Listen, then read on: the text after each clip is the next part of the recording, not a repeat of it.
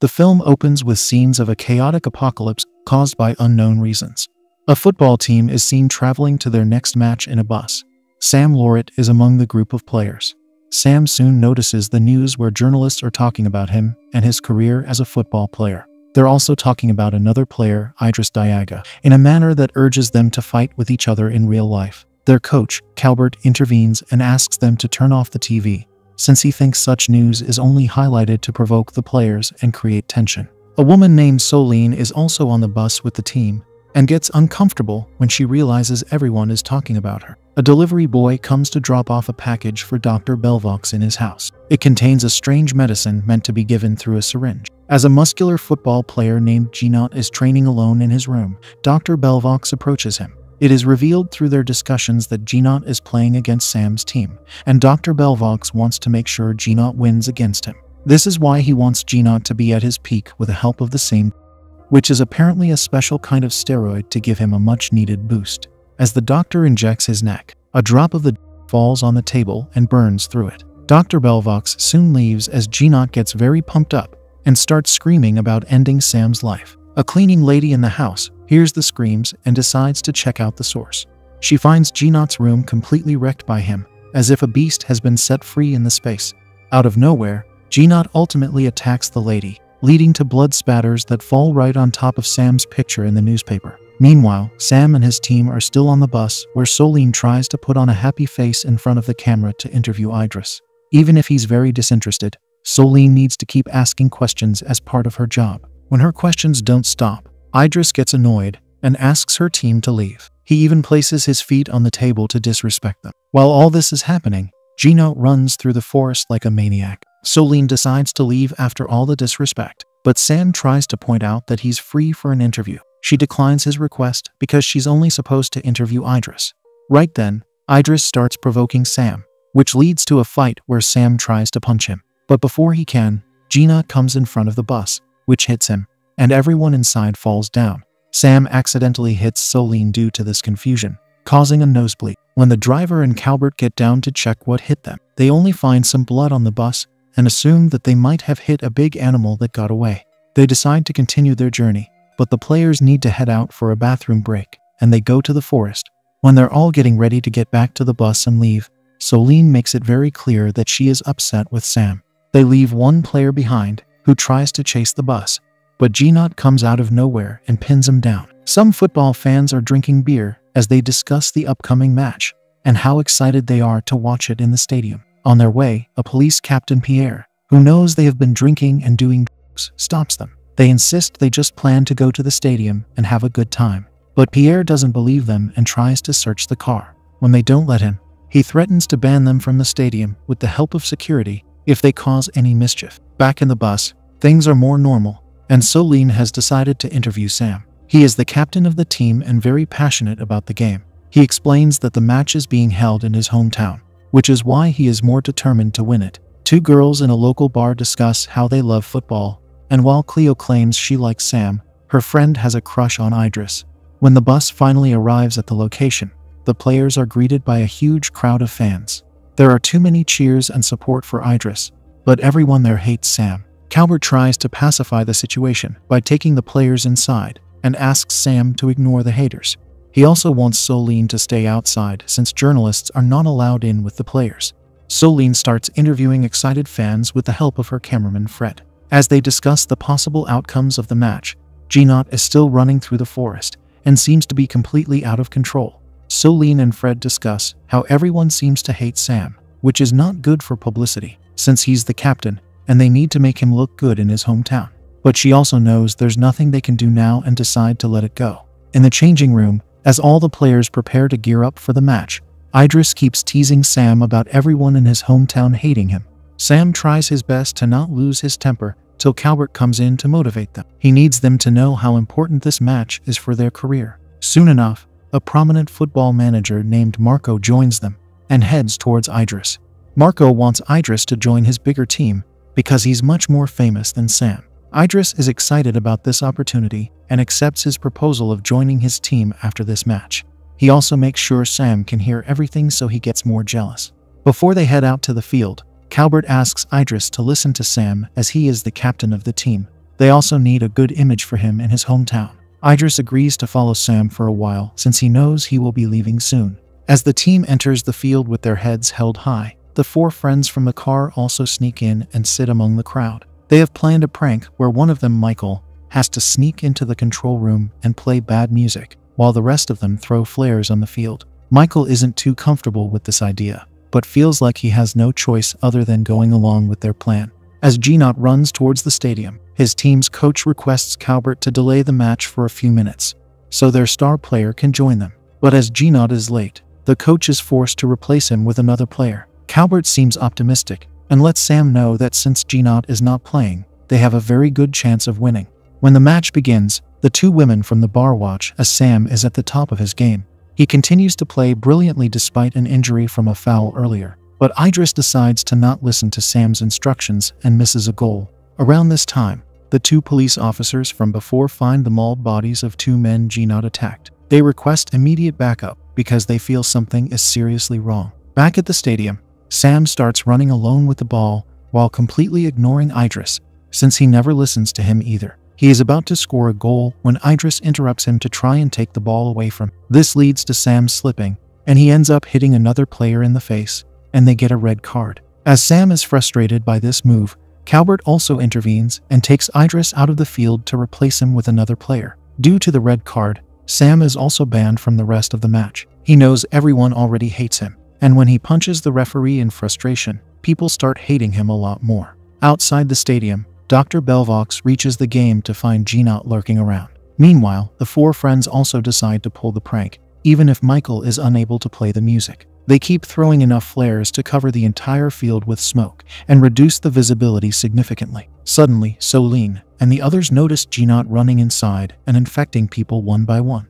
Meanwhile, Cleo heads to the men's locker room to meet Sam. She introduces herself, and after learning that she is of age to drink, Sam instantly takes her out. While they manage to leave, the whole crowd at the stadium gets infected since they keep puking the same liquid on each other. This way, Ginot manages to turn everyone into flesh-craving zombies. Amid all this chaos, Calbert runs away from the stadium with Idris. Sam explains to Cleo how everyone in the town leaves the bar unattended at night and starts making drinks for them. She feels very uncomfortable as he tries to flirt with her, and it gets worse when he suggests he can pay her for sleeping with him. She gets furious and is about to leave when Soline barges in to announce that people outside are turning into savages and ripping each other apart. While they don't believe her at first, they soon see a group of zombies heading towards them, and Sam makes sure to close the door tightly. While they're all in shock and thinking about how to get out of this situation, Cleo surprises them further by revealing that she is Sam's daughter. Pierre is trying to find his partner amid all the chaos and comes across two of the four friends from before, Teddy and Pitt.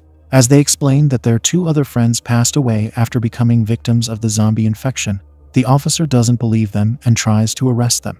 But when he watches his own partner as a zombie, he gets scared and asks the survivors to hide in the police precinct. As he tries to open the door, the friends use a car door to fend off the zombie. Nearly missing the countless other zombies running towards them, they manage to make it inside in time and lock the doors. Soline, Sam, and Cleo are still inside the bar where he claims he does not have a daughter and has no recollection of who her mother is. Before Cleo can prove she is truly his daughter, the zombies manage to invade their space and start barging inside, forcing them to run away. Idris is also safe with Calbert, Marco, and another player, who survived since he followed them to the locker room just in time. As they discuss their next move, the player starts feeling sick and needs to puke. Calbert stands guard outside the toilet and starts delivering a speech about how they can survive this together. But the player, who is now infected and a zombie, comes out to attack Calbert. Marco fights back and manages to take the zombie out, but another one breaks in and almost bites Idris.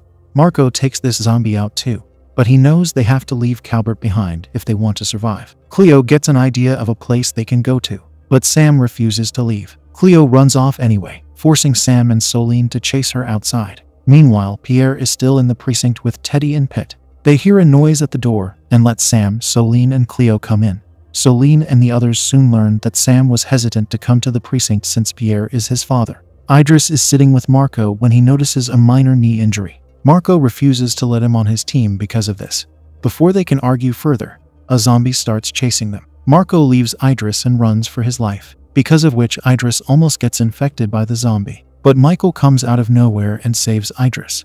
Michael was away during the attack and has been trying very hard to reunite with Teddy and Pitt. At the precinct, Cleo reveals to Pierre that she is his granddaughter, but Sam still does not remember her mother and can't confirm the story. Pierre is very disappointed that Sam tried to flirt with his own daughter, but is still happy to have met her. He decides to patrol the area with Teddy and Pitt and asks Sam and the women to stay inside. As Ginot roams around the stadium looking for more blood, Marco is still running for his life. Calbert, who is also somehow still alive, pulls him in a room with him. As they catch up, Michael shows Idris the music he was supposed to play as part of the prank with his friends. As Teddy, Pitt, and Pierre try to find some people who might not be infected yet, they find a car from where Teddy calls Popeye and claims he is on his way there with the army to help them out. But soon enough, a zombie finds them and attacks Pierre. Teddy tries to shoot him, but accidentally hits Pierre, and then the zombie. As other zombies approach, they take Pierre inside to tend to his wounds. Sam knows the situation is critical, and they will have to somehow take Pierre to Dr. Belvox to save his life. Meanwhile, Marco and Calbert get into an argument when he learns Marco kicked Idris out because of his injury. This triggers Calbert, and he is frustrated about how Marco has no passion for the sport and only does things for money. Calbert knows he can survive the zombie attack, but is not sure if he wants to help Marco anymore. To settle their argument, they decide to fight each other, but a group of zombies soon finds them, and they manage to break the walls to get through. Soon enough, both of them are infected. While they're still at the precinct, Pitt, Cleo, and Teddy try to distract the zombies gathered outside, while Sam and Soline take Pierre to the doctor. After a while, Teddy and Pitt go through the precinct and find Michael's belongings. They decide to drink beer in his name to honor him, and Cleo joins them too. Sam and Soline realize they like each other and plan to go out for dinner once all of this is over. As they arrive at the doctor's place, and he starts looking at Pierre, Soline finds some pictures of Ginot and asks Sam to have a look. She recalls how she saw Ginot at the stadium infect all the others, and thinks Dr. Belvox is somehow related to all this mess. But Dr. Belvox overhears them and excuses himself so he can get something for Pierre. Since Sam and Soline are suspicious, they follow him upstairs. When they're near enough, Dr. Belvox attacks them. Sam runs into the room to escape him, and Pierre also gains consciousness and knocks him out. Their relief is short-lived since the liquid is still dripping from the ceiling and Pierre gets infected and turns into a zombie. Knowing there's no other choice, Sam and Soline leave him there and head back to the precinct. Michael takes the opportunity at the stadium to start playing the same song his friends wanted him to play as a prank. When Teddy and Pitt hear the song at the precinct, they realize he might still be alive. Cleo convinces them to save their friend, so they decide to head back to the stadium. They want to leave Cleo behind, since it might be dangerous for her outside, and because she needs to be there when Sam and Soline come back. But Cleo doesn't listen to them, and decides to leave a note for Sam and Soline to direct them to the stadium. Since all of them are drunk, Pitt and Teddy agree it's a good idea to stay together. As they all move towards the stadium, Sam and Soline find Cleo's note and start heading in that direction. As Teddy and Pitt are walking, Cleo gets distracted by a zombie. Just then, as Sam and Soline enter the stadium, they come across a zombie that looks just like Cleo. Idris emerges from somewhere and attacks the zombie, which makes Sam break down as he mourns the loss of his daughter. But the real Cleo is standing right behind Idris, and is still very much alive. She explains that the zombie looked just like her. Since she is touched about how emotional Sam got about her, she feels like there's a bond between them now. They all eventually gather in the field where Michael is still playing the music, and start speaking loudly into the microphone. They ask him to stop so he doesn't attract zombies, but soon enough, a lot of zombies are seen heading their way. They think there's no way out because there are too many zombies, and fighting all of them will be impossible. As the zombies surround them while they figure out what to do, they realize none of them are attacking. They figure out that the zombies must have the last memories of their human lives, which is why Ginot only knows he needs to attack Sam and end his life. Similar to him, these zombies too died watching a football match, and that's exactly what they want to do again. When they realize this, Sam asks all of them to run out of the stadium, while he and Idris play football to distract the zombies. They shoot a flare and start playing football, while the rest of the group members fight the zombies and manage to escape. They hide behind a fence to watch how Sam and Idris are doing. They continue playing football, but when their flare runs out, they start running away too. They come across zombie Marco in the process, and since Idris is still angry with him, he kicks his head off and scores a perfect goal. When they feel like they have achieved something, Gnot finally finds Sam and starts attacking him. Instead of fighting back, Sam decides to reason with zombie Gnot by bringing up the past. Gnot seems to respond to Sam's reasoning for a while and is about to let him go. Idris takes this as a perfect opportunity to jab Gnot's back with a flag, which finally puts an end to him. The zombies who kept watching the fight with Gnot suddenly come to their senses and start chasing Sam and Idris again. They manage to outrun the zombies and make it out of the stadium to a car coming towards them. It turns out to be Teddy's contact Popeye, who has come to rescue them. They all are more than happy to sit in the car as Teddy hears from Popeye's radio that the army is coming to put an end to this madness. As they drive out of the city, they're all happy about surviving together. This gives Cleo and Sam the opportunity to finally explore their father-daughter relationship, and Solene can also finally be Sam's girlfriend.